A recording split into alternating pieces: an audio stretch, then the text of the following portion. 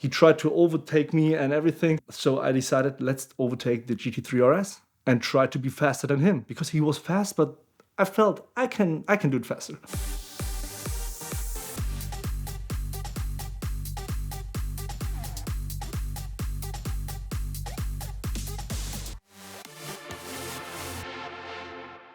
I think it was 2020, 2020, when Corona started. I had the time at home, and I had the time to think about what kind of new cars you can order. I was a customer at Lamborghini dealership in Frankfurt for a while, just for servicing. After a while, I had the idea, you can order a new car because the market is growing up. You can earn some money on the new cars. I called my sales guy, or I called him and said, hey, Simon, is there any possibility to get a STO?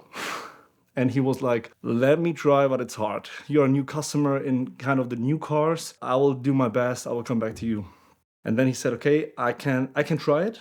We discussed it inside of our group, and I will try to get a car for you from the factory, because in the system I was a private owner, but as they knew about it, I was a dealer. So he tried to order it. He said, okay, the car is like, it's approved. You will get the car. And yeah, let's see if it comes or not. So I made my configuration, like the car was in creature titans with a full carbon exterior and so on. And this is how it started. We speak more and more about those new cars. And then Simon came back to me and said, hey, if you order STO, you are maybe a big fan of the racing.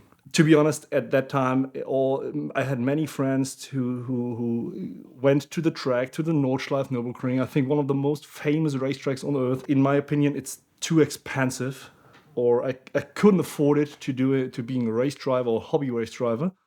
Even with the cars I'm selling, it's just cars I want to sell. I don't want to use them on the track, even in the case if something gets broken or so on. And I said, yeah, maybe I would try to do that. And he said, okay, 3 times a year we're doing a track race. It's just for 4 hours. It calls like the after work track day. And the idea is just to come together with some cool people. You can drive around from 4 p.m. to 8 p.m. And after that, we have a barbecue. I said, cool idea. Let's do that. And the invitation came from Lamborghini. So in my opinion, let's go there with a Lamborghini.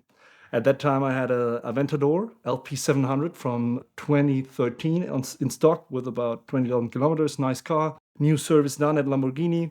And I said, okay, let's take that one and maybe let's have 2 or 3 laps on the track, because it's Aventador. As every Aventador owner knows, it's not a race car for the track. So we went to the Hockenheimring. It wasn't the Nürburgring, it was the Hockenheimring, a very tall, big racetrack, very famous for the Formula One in the past. We went there, I took a friend. I took him for the first time in a car like that. And I came there and I was surprised, because I met all the people I knew from the dealership, my sales guy Simon, the service guys and so on. I knew them from the past. There were no Lamborghinis. I said, man, where are the Lambos? He said, yeah, that's kind of funny. All the Lamborghini customers we have, they bring their GT3 RS, GT3, McLaren 600 LT, 765. And I said, man, that's a joke. I come with a Lamborghini Aventador. That's an old car. Compared to them, there's no possibility to do a race with them. And he said, yeah, you're not racing. Feel comfortable. Try it and have fun. First, let's have the briefing, and then let's see how they are driving. And we stand in front of the grid, and I was watching them for about 20 minutes. And then I told to my friend, man, now it feels right. We go on the track. Let's try that. As I said, LP700. The car was like not the very first generation, but it was one of the first cars, so it's very fast. In my opinion, it's the first generation of the Aventador is very fast. We went outside and had like 2 or 3 laps just to, I'd never been on that track before, just to know the track. And then I told him, okay, you ready? He said, yes. And yeah, then I gave everything to that car. I used to be a go-kart driver in the past. So when I was 15, I stopped it because I'm too tall, too heavy. That didn't make sense to drive the go-karts. The smaller guys were too fast, and I wasn't a bad driver at in that moment. So I'm not the best for sure. All the time there are better drivers than me. But I think that day I was quite good. And then we started to be faster and faster and faster. And for me, it's something like I go on the track and I want to drive the car and I want to use the car as fast as it can. be. So not like use it and try to crash it. Use it in a proper way that the car comes out of the track and it's in the same condition as before. Let's say it like that. Then there was a guy, an old friend of our dad. He joined me for that day with a 488, and he used to be a race driver on the Nordschleife for the 24-hour racing. I had one better position in the Aventador because I had a four-wheel drive and he had a rear-wheel drive, but he followed me and we had a very nice race, man. There was really we pushed the cars, and then we met a GT3 RS on the track, and it was a 991.2 GT3 RS. I remember the color was Kreide. In my opinion, he was very slow. I didn't know why, because it's a very tall track. You can use it. The Porsche, in my opinion, are the fastest on the track. They are very pretty good cars. And I followed him for about 1.5 rounds. And then I said, man, Andreas, my friend, was behind me. He pushed me as hell. He tried to overtake me and everything. So I decided, let's overtake the GT3 RS and try to be faster than him, because he was fast, but I felt I can do it faster. We have a very famous, it calls a Mercedes-Benz Arena, where you can sit in, and there's a double left. For my friend next to me, was a nightmare.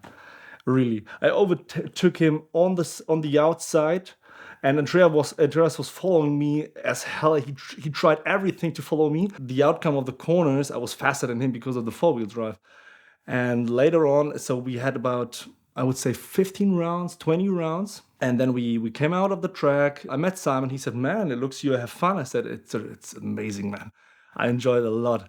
And he said, really, you're the only Lamborghini on the track? When you come around the corner onto the grid, it sounds like a jet is coming. The Aventador first generation, they are very loud, as we know. And he said all the electric cars like the McLarens and the GT3, it's an amazing sound, but you cannot compare it to a V12 Aventador. So we had a lot of fun, and later on we went out again. I took Simon with me. I told him, hey man, join me to the car. We'll show you how we're driving. And he said, yeah, okay, let's do that. We had 2 or 3 rounds. I would say, he's a friend of mine. He became a friend of mine. And to be honest, he's not the best co-driver. He's very angry. So he told me, man, don't drive too fast, or what's wrong with you? At the end of the Parabolica, you have a 180-degree turn. So with the Aventador, you will pass the 270, 275 kilometers per hour. After 2-3 rounds with him, I braked, nothing happened. The pressure was away at 270, 275. And with him, not with my friend who felt comfortable with me, no, with Simon, who is an angry person as a co-driver. And I pushed and I pushed and I pushed, and after I told him, man, the pressure's away, he directly felt he was silent, but I felt okay, he felt uncomfortable. So it wasn't a bad situation for me and for him either. I pushed really the pedal, and after 3 or 4 times I pushed it, the pressure came back, and I got the turn, but I would say like in 5 meters in front of the wall. We turned. Because of the adrenaline I had, I directly pushed again and said, okay, let's go, man, let's go. We will do it again. And after 3 or 4 another turns, I told him, man, let's go outside. That was a bit of luck. There was a bit of too fast, maybe, because the Aventador, as I said, the pressure you will lose the pressure for sure after so many rounds on the track, because the car isn't built for that. But we came outside and he said, man, never had that experience before. He drove with me again at the next track days. But the funny thing is, when I arrived at the track and met all the Porsche guys and the McLaren guys, we had a discussion about it, as all time when you met those guys. Yeah, this is not a drag car. You can use it on the track. You have the brakes for it. It's not the suspension for a track. I said, yeah, wait, let's see. Maybe I will be faster or not. I came outside and I said, what's wrong? I said, I lost my pressure on the brakes. Man, we have to wait. The funny thing is, they said that the same things to Andreas with a 488 Ferrari. He lost his pressure 10 rounds before. So he made a break even before me. But in case of that point and that situation, I told myself, okay, let's stay outside, take your break, have a Coke, which was very cool because on the track days of the Lamborghini dealership Frankfurt, it's very comfortable. The grid is open. You can park everywhere, not on the track, but you have to come inside the box and you can park everywhere. The box is open. There is some catering. The people speaking. You stay inside the box, leave your door open, take a Coke, take a coffee or whatever. You can take a beer and then you go back on the track. Very, very cool, very easy, very chilled. And even the barbecue is very cool. And for the next time, I decided, it was about 3 or 4 months later, I took another friend and I decided to take a 997 Turbo. which was much better for the track, by the way, much easier to drive. And it's also a very fast car.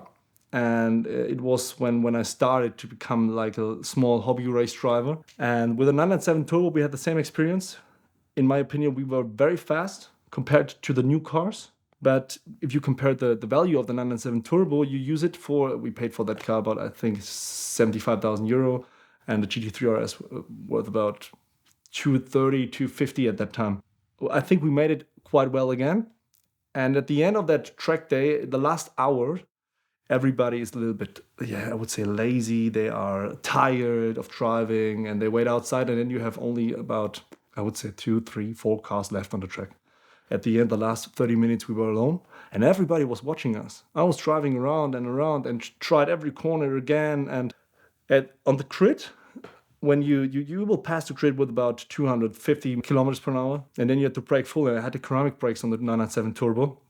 And I had somebody made some videos of us when you see like the discs were burning in front. Wow, incredible! I saw the video later. He showed me that, and he said, "Man, your discs are burning." And what was very important for me to know that the back was burning more than the front. And that was a very big problem with the 997 Turbo because it's a four-wheel drive, and you have the issue that when you drive it on the track as a four-wheel drive, they have the system that the car is, because of the traction control, the traction control works with the brakes in the back. So when you drive the car with the traction control on the track, it brakes all the time in the back, and the disc gets burning. And so I saw that.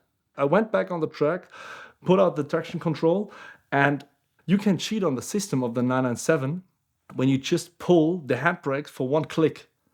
It's an electronic system that you haven't the four-wheel drive, then it changed a little bit to the back. Then you can use it a little bit as a rear-wheel drive, and without the traction control, nothing happened again. The car was driving much easier because you hadn't the system who hold you in every corner, and so it was incredible at that time. So since that day, we started our career as a hobby race driver, and it's much fun. Nowadays we have a GT4 and a GT3 992. I do it with a friend, and he's doing more than me. He went to the track like 10 times last year, but sometimes I'm joining him, and it's amazing. It's a nice thing. It's nice to learn more about your car. You have more space to drive it fast. For sure, you can drive fast in Germany as well on the Autobahn, but it's different because we have so much traffic. And it gets more and more. And even when you get older, you learn that you can use you try your things on the racetrack and not on the streets.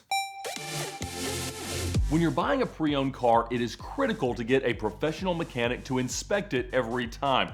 And so the Lemon Squad is the easiest way to do that and the most affordable. Generally within 24 or 48 hours, they can get somebody on site anywhere in the country with their nationwide network of trained professional mechanics that are going to give you a ton of pictures and a full report of exactly what's going on with this car. It's a great way to avoid scams, and it's a great way to get a very clear picture of the car that you're buying, and this ammunition can make you the shrewdest negotiator of all. It also makes the drive home a whole lot easier and keeps a little bit more money in your pocket, and I know that you'll love the results from the Lemon Squad. So check them out now at the link in the description below for a special discount and to make sure that you're buying the car that you think you are.